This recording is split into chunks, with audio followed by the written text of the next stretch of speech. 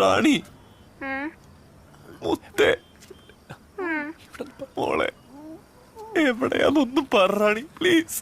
എന്തോടാ എന്റെ മോൾ എവിടെയാന്നൊന്നും പറയുമോ പ്ലീസ്?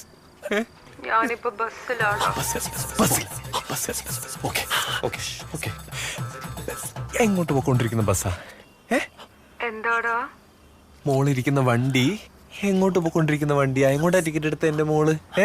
എനിക്കറിയില്ലടാ, ഞാൻ ഓർക്കുന്നില്ല. മുത്ത് മറന്നുപോയതായിരിക്കും. അത് സാരമില്ല, സാരമില്ല. അപ്പൊ മോളൊന്ന് മേളിലേക്ക് നോക്കിയേ. അല്ല, മുത്തൊന്ന് പുറത്തേക്ക് നോക്കി. എന്നിട്ട് വണ്ടി എവിടം വരെ എത്തിയെന്ന് ഒന്ന് നോക്കി പറഞ്ഞേ. സ്ഥലം ഏതുവരെയാന്നൊന്ന് നോക്കി.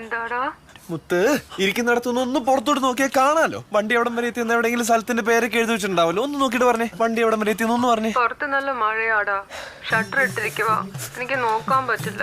ഷട്ടർ ഇട്ടിരിക്കല്ലേ? അപ്പൊ പിന്നെ മുത്തിനൊന്നും കാണത്തില്ലായിരിക്കും.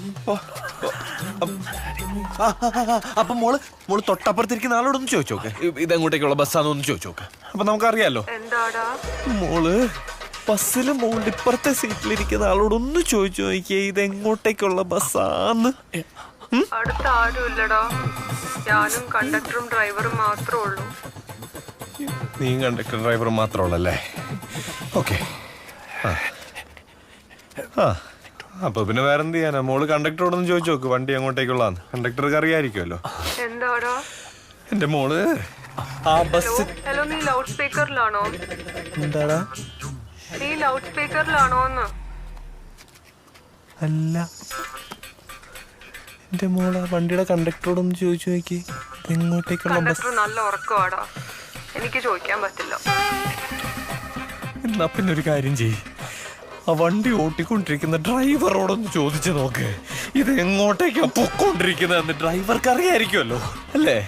എന്താടാ എന്റെ മുത്ത്, ആ വണ്ടിയുടെ ഡ്രൈവറോടൊന്ന് ചോദിക്കുന്നത് എങ്ങോട്ടേക്കുള്ള ബസ്സാന്ന്. അതോ നിന്റെ വണ്ടിയുടെ ഡ്രൈവർ ഉറക്കമാണോ?